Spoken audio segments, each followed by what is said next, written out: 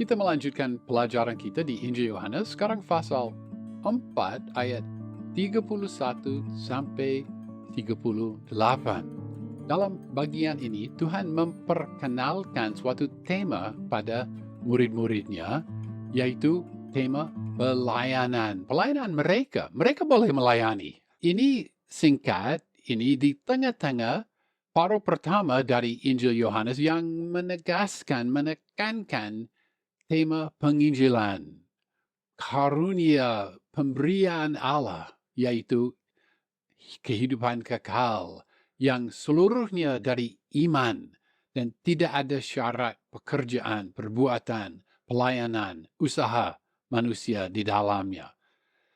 Walaupun demikian, tetapi di sini murid-murid boleh memahami apa itu pekerjaan pelayanan. Ayat 31 sampai 38 menceritakan dua macam makanan dan dua macam panen, dua macam tuaian. Ada makanan jasmani dan makanan rohani. Ada tuaian jasmani dan tuaian rohani. Yang jasmani dipakai oleh Tuhan untuk menceritakan yang rohani. Pasal 4 ayat 31. Sementara itu, murid-muridnya terus meminta dia, katanya, "Rabi, makanlah." Mereka meminta. Kata kerja ini, erotao, kadang bertanya, kadang juga berarti minta. Dan di sini memakai tense imperfect, jadi saya terjemahkan terus meminta. Meminta dan meminta lagi dan meminta lagi. Agak mendorong, hampir mendesak. Sesudah perjalanan jauh, mereka semua haus dan lapar. Tetapi tidak mungkin murid-muridnya berani makan sebelum rabi mereka. Rabi harus makan dulu. Jadi mereka sungguh berharap supaya rabi itu makan, supaya mereka boleh makan. Mereka memikirkan keperluan jasmani. Tuhan memikirkan keperluan rohani yang dimiliki orang-orang Samaria di desa Sikar itu. Oleh karena itu, murid-murid Tuhan Yesus harus belajar mengenai makanan yang mereka tidak paham mengenai makanan seperti itu. Sama seperti perempuan belajar mengenai air yang dia tidak paham. Pasal 4 ayat 32. Akan tetapi ia berkata kepada mereka, "Padaku ada makanan yang tidak kamu kenal."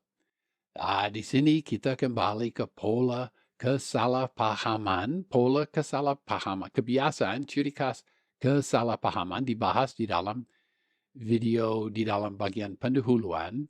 Di situ dijelaskan bahwa seringkali terjadi di Injil Yohanes, Tuhan Yesus mengucapkan sesuatu, mengatakan sesuatu. Mereka tidak paham. Kemudian ada penjelasan. Kadang itu Yohanes yang memberi penjelasan, di sini itu Tuhan yang memberi penjelasan. Dalam ungkapan ini, Tuhan Yesus memakai istilah makanan sebagai kiasan.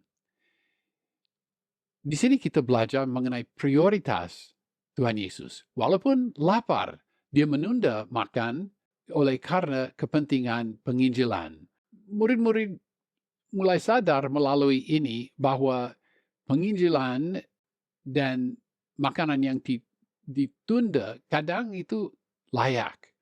Maka kita melihat bahwa Tuhan mengutamakan yang rohani dan dia lunak dengan jadwalnya.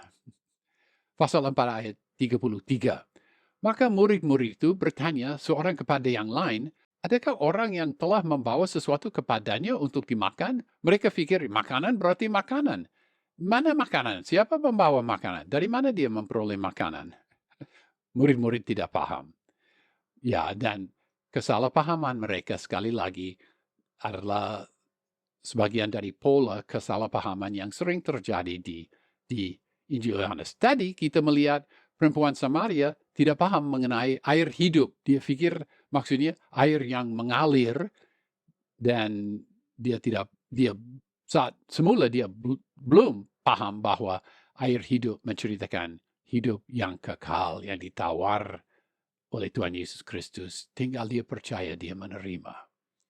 Ya, pasal 4 ayat 34.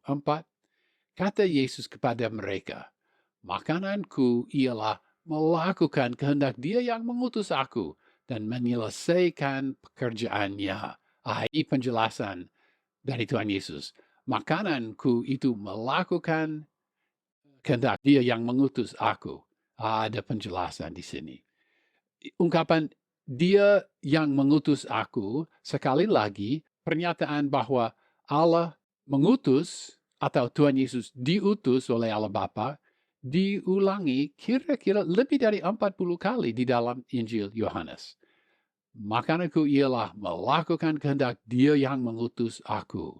Ini juga khas Yohanes, ciri khas Yohanes. Dia yang mengutus aku, ya jelas itu Allah Bapa. Di sini Tuhan memperbaiki kesalahpahaman mereka. Dia menjelaskan kiasannya.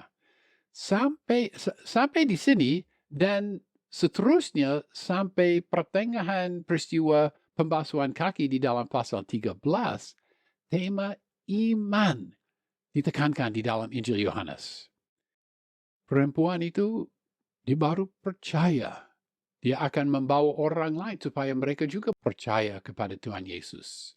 Melayani mereka adalah kehendak Dia yang telah mengutus Tuhan Yesus Kristus. Maka Tuhan Yesus memilih suatu kiasan untuk menceritakan ini. Sama seperti makan makanan jasmani menyegarkan orang. Demikian juga Tuhan Yesus disegarkan jika Dia melakukan kehendak Allah Bapa. Tema ini, melakukan kehendak Allah, ini tema baru di dalam Injil Yohanes, tidak diceritakan, sama sekali tidak diceritakan waktu Tuhan Yesus berbicara dengan perempuan Samaria. Tema melakukan kehendak Dia yang mengutus Tuhan dipakai kemudian di dalam pasal 5 ayat 30, pasal 6 ayat 38, pasal 9 ayat 4 menceritakan intisari dari pelayanan Tuhan Yesus Kristus. Tetapi ada yang berkata bahwa penginjilan seperti yang kita lihat di sini, penginjilan yang tidak menjelaskan juga bahwa dosa harus ditinggalkan, perbuatan baik harus dilakukan. Mereka berkata, orang lain berkata, ini bukan penginjilan yang jujur. Menurut mereka, kita selamat melalui anugerah Allah, tetapi mereka juga tambah bahwa jika kamu sungguh selamat, kamu juga harus memiliki perbuatan-perbuatan yang baik. Dan kamu harus meninggalkan segala dosa. Dan kamu harus melakukan kehendak Allah. Jika mereka berkata bahwa penginjilan seperti itu adalah penginjilan yang tidak jujur, jika mereka mengkritik seperti itu, mereka juga mengkritik pendekatan Tuhan Yesus Kristus, penginjilan Tuhan Yesus Kristus. Dia tidak berkata kepada perempuan itu apa-apa. Dia tidak berkata apa-apa mengenai melakukan kehendak Allah. Walaupun dia tahu segala sesuatu mengenai dosa perempuan itu, dia tidak berkata, hentikanlah dosamu. Dia hanya mendorong dengan cara yang sangat bagus, sangat cerdiklah, mendorong supaya perempuan itu minta air hidup dari dia.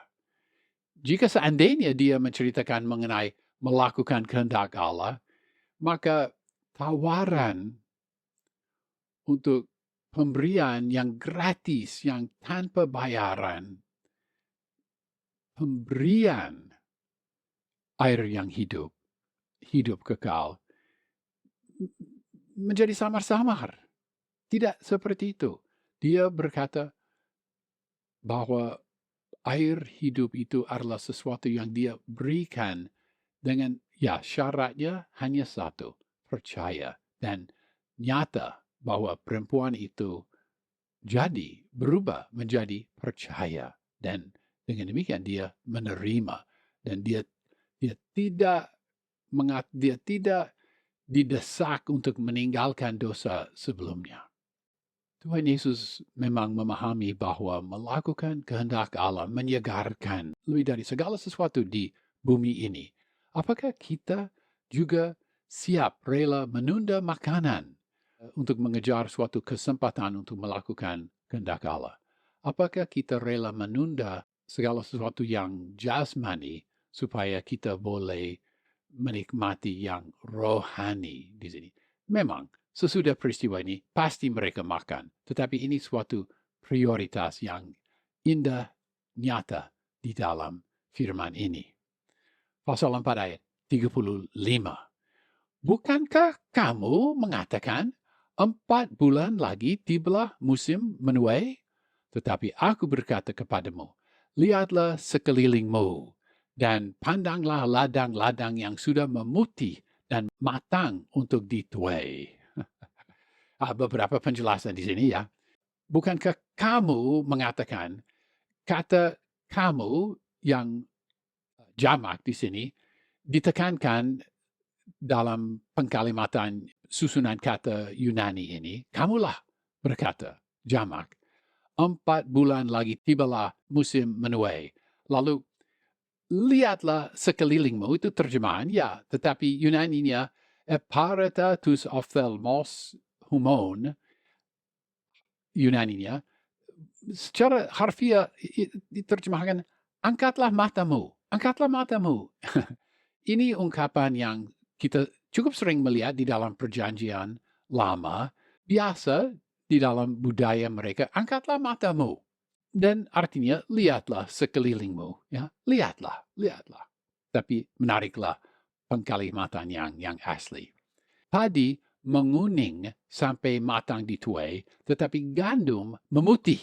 Jadi sebenarnya terjemahan harfiah, ladang-ladang yang sudah memutih sesuai budaya mereka. Di sini terjemahan harfiah memutih. Jadi kita harus membayangkan ini. Mereka di sumur Yakub, Tuhan dan murid-muridnya bersama-sama di pinggir sumur Yakub. Ada ladang-ladang gandum di sekitar mereka. Perempuan sudah pergi dan bicara dengan mereka di kampung itu, di desa itu. Hei, datanglah. Dan mungkin mereka sudah mulai datang dan sudah mulai dapat dilihat di antara gandum-gandum itu, ada orang datang. Mungkin pada saat mereka memandang pada ladang-ladang mengelilingi mereka, mereka tidak hanya melihat ladang dan gandum, mungkin mereka juga melihat penghuni desa datang kepada mereka untuk bertemu dia yang, ya dikatakan mungkinkah dia ini Mesias. Jadi mungkin tuaian jasmani yang masih 4 bulan lagi kemudian harus dituai, tuaian jasmani itu dan tuaian rohani itu mereka lihat bersama-sama, gandum dan manusia mereka lihat. Mungkin seperti itu. Jelas Tuhan memakai ungkapan tuaian sebagai kiasan mengenai yang membawa orang pada iman pada dia. Ditulis di sini ya, 4 bulan lagi tibalah musim menuai. Bukankah kamu mengatakan 4 bulan lagi tibalah musim menuai? Apa ini? Ya jelas, seorang petani di Israel boleh santai sedikit pada 4 bulan antara tanam dan tuai. 4 bulan. Jadi mungkin oleh karena sikap itu timbullah suatu ungkapan yang sekarang tidak lagi diketahui. Mungkin, kita tidak tahu, mungkin dulu mereka berkata, ya masih 4 bulan, kemudian kita tuai. Pertumbuhan gandum itu pelan dan tidak dapat didesak. Kita sudah melakukan pekerjaan kita. Ya sekarang kita melihat urusan yang lain. Tuhan Yesus tidak setuju, mungkin itu benar dalam tuaian jasmani, tetapi Tuhan Yesus menolak sikap itu dalam tuaian yang kiasan, yaitu membawa orang percaya kepada Dia. Ini mendesak. Jadi mungkin ada ungkapan, ya masih 4 bulan lagi sebelum tuaian. Mungkin ada ungkapan di situ yang dikutip oleh Tuhan Yesus, tetapi juga mungkin, dan ini tidak dapat dipastikan, mungkin juga sungguh masih 4 bulan lagi sebelum mereka menuai secara harfiah. Mungkin. Kita tidak tahu apa ada kiasan, ada ungkapan, ya 4 bulan itu ya, santailah. Atau sungguh 4 bulan nanti tuaian. Kita tidak tahu latar belakang dari ungkapan kata ini ditulis. 4 bulan lagi tibalah musim menuai. Kita tidak tahu.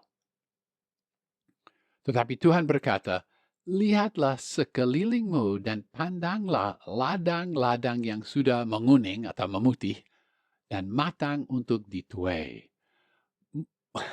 Sekali lagi, mungkin murid-murid berpikir bahwa, oh, Rabi Yesus, dia bingung. Karena mereka melihat ladang gandum dan tidak siap dituai. Tetapi Tuhan jelas Tuhan tidak bingung.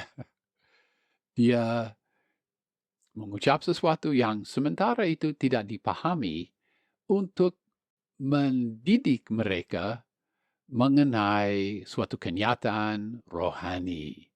Yang jasmani dipakai untuk menceritakan yang rohani. Dalam ayat 30, tadi mereka sudah, penghuni desa sudah meninggalkan desa Sikar, dan di dalam ayat 39, mereka sudah diinjili dan mereka sudah percaya pada Tuhan Yesus Kristus. Tuhan Yesus tidak sempat minum dari tempayan perempuan itu. Demikian juga murid-murid harus menantikan makan siang itu. Pasal 4 ayat 36.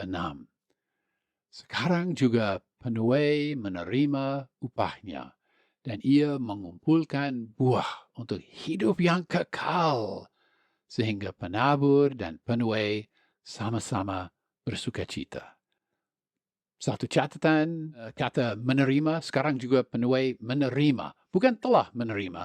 Tense yang dipakai di dalam bahasa asli ada tense masa kini. Lebih baik diterjemahkan, sekarang juga penuai menerima. Menerima apa? Menerima upahnya. Ia mengumpulkan buah untuk hidup yang kekal, sehingga penabur dan penuai sama-sama bersukacita. Urusan ini mendesak. Sekarang penuai bekerja. Jangan memikirkan makanan jasmani. Dia menuai, dia mengumpulkan buah untuk hidup yang kekal. Ini penting. Bukan karena lapar dan mau makan. Jadi penabur, mungkin penabur itu di sini, ya perempuan itu yang berbicara kepada penghuni desa. Dan penuai, mungkin penuai itu murid-murid jika rela menunda makan siang itu, mereka boleh bersukacita bersama-sama. Ada ini sukacita yang lebih besar daripada sukacita menikmati makanan. Tuhan Yesus sering mengalami sukacita itu, dan dia mengundang, mengajak supaya murid-murid juga ikut di dalam sukacita itu. Pada masa tuaian, mereka yang menuai akan menerima upah. Mereka akan menikmati buah tuaian itu. Menuai pada panas siang hari dan debu ladang itu pekerjaan yang berat. Siapa mau boleh minum air dari sumur Yakub, tidak bayar. Tidak, ya ringan itu. Siapa mau boleh minum air dari zaman itu, dari kali, silakan minum. Tetapi jika mau gabung dalam sukacita tuaian, harus turun ke ladang dan harus bekerja, ya, pekerjaan yang keras, kerja berat. Siapa mau boleh minta air hidup yang membawa hidup yang kekal. Tetapi lain lagi, jika mau menerima upah surgawi, harus turun ke ladang dan melakukan pekerjaan keras, melakukan kehendak Allah. Pasal 4 ayat 37. Sebab dalam hal ini benarlah peribahasa, benarlah logos, yang seorang menabur dan yang lain menuai. Petani memahami ini. Yang menabur harus menabur dengan harapan bahwa nanti ada tuaian. Dia yang menuai harus menuai dengan sukacita bahwa ada sesuatu untuk dituai dan dia boleh menikmati buah itu. Jadi peribahasa ini, logos ini, di sini menegaskan suatu rasa kesatuan komunitas. Kita bergabung bersama-sama dalam pelayanan Kristen. Ada yang menabur, ada yang menuai, tetapi ada sukacita bersama-sama di dalam pelayanan Kristen ini. Pasal 4 ayat 38, Aku telah mengutus kamu untuk menuai apa yang tidak kamu usahakan. Orang-orang lain berusaha, dan kamu datang memetik hasil usaha mereka. Secara harfiah, kalian telah masuk ke dalam buah mereka. Tetapi boleh diterjemahkan, kamu datang memetik hasil usaha mereka. Meskipun mereka sudah mengikuti Tuhan Yesus sudah lama sekarang, baru sekarang di sini, di dalam firman ini, kita membaca bahwa mereka diutus untuk melakukan suatu pekerjaan. Mereka harus memahami bahwa usaha mereka berhasil karena usaha orang lain yang mendahului mereka. Yang Morris hendak memastikan dalam kasus ini usaha siapa yang dipetik oleh murid-muridnya. Tetapi Morris berkata bahwa sulit memastikannya.